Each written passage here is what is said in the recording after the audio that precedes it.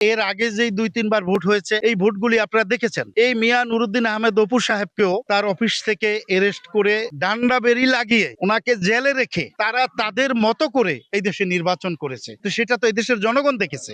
এই ৩ আসনের এই কেন্দ্রের নাম হচ্ছে দক্ষিণ গড়িয়া রারিবাড়ি প্রাথমিক বিদ্যালয়। আমরা সকাল থেকে এখানে অত্যন্ত উদ্দীপনার মাঝে পুরুষ এবং মহিলা এবং বিভিন্ন জাতের পেশার মানুষ এখানে ভোট দিচ্ছে অত্যন্ত উদ্দীপনার মাঝে। তবে বিভিন্ন দলের লোকজনই এখানে রয়েছে এবং বিভিন্ন সংগঠনের লোকও এখানে রয়েছে। তবে সবাই অত্যন্ত সুন্দর করে আইন শৃঙ্খলা বাহিনীও অত্যন্ত সুন্দরভাবে তারা তাদের দায়িত্ব পালন করছেন এবং যুবক যুবতী এবং প্রবীণরাও এখানে সুন্দরভাবে ভোট দিচ্ছেন এবং আমরা দীর্ঘদিন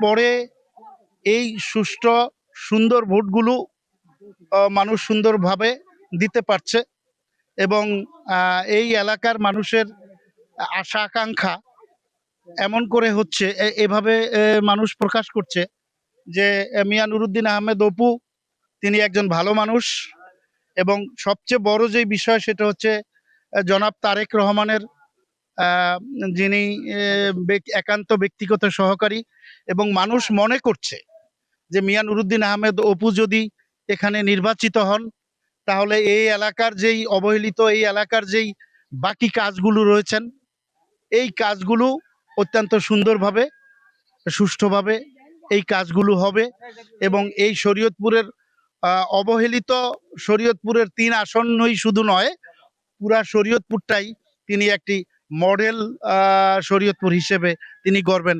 এটা হচ্ছে এই অঞ্চলের মানুষের প্রত্যাশা। মিয়া নুরুদ্দিন আহমেদ অপু আপনারা দেখেছেন বিভিন্ন জায়গায় তিনি বক্তব্য করেছেন, অন্যান্য দলের লোকজনও বক্তব্য করেছেন, কিন্তু তার প্রথম কথাই হচ্ছে কোনো হিংসা থাকবে না, যে যাকে মন চায় তাকে আপনারা ভোট দিবেন। আমি কোনো হিংসা পছন্দ করি না, আপনারাও হিংসা বিভেদ সবকিছু ভুলে যে আপনারা আপনাদের ইচ্ছার পছন্দের ব্যক্তিকে ভোট দিবেন। এই কথাগুলো মানুষ অত্যন্ত ভালোভাবে নিয়েছে। বাংলাদেশের এই মানুষগুলো হচ্ছে বেশিরভাগই আবেগপ্রবণ এবং এই আবেগপ্রবণ মানুষগুলোকে তিনি তার ভাষা, তার কথা, তার ব্যবহার সবকিছু তিনি দিয়ে অত্যন্ত সুন্দরভাবে তাদেরকে জয় করতে পেরেছেন বলে আমি মনে করছি। আমার মনে হয় আপনি যেই কথাটা বলেছেন এই বিষয়টা আমি আজ থেকে ৪-৫ মাস আগে তার সাথে ব্যক্তিগতভাবে একদিন তাকে জিজ্ঞেস করেছিলাম যে এই রাস্তার নাম হচ্ছে মনোহর বাজার টু হরিণা ফেরিঘাট।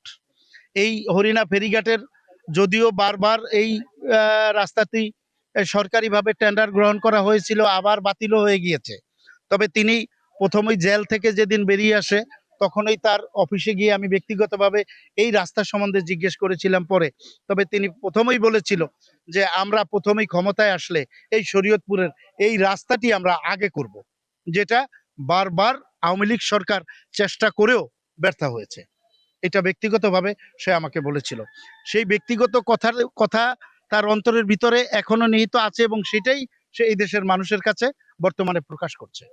আসলে মানুষ যেটা বলছে এই কথা একেবারেই যে মিথ্যা বিষয়টা এরকম না। এর আগে যেই ২-৩ বার ভোট হয়েছে এই ভোটগুলি আপনারা দেখেছেন। এই মিয়া নুরুদ্দিন আহমেদ অপু সাহেবকেও তার অফিস থেকে অ্যারেস্ট করে ধরে নিয়ে পায়ে ডান্ডা বেরি লাগিয়ে বিভিন্ন পোস্টালে বিভিন্ন ব্যানারে কিন্তু আমরা এটা দেখেছি, ডান্ডা বেরি লাগিয়ে ওনাকে জেলে রেখে তারা তাদের মতো করে এই দেশে নির্বাচন করেছে। তো সেটা তো এই দেশের জনগণ দেখেছে।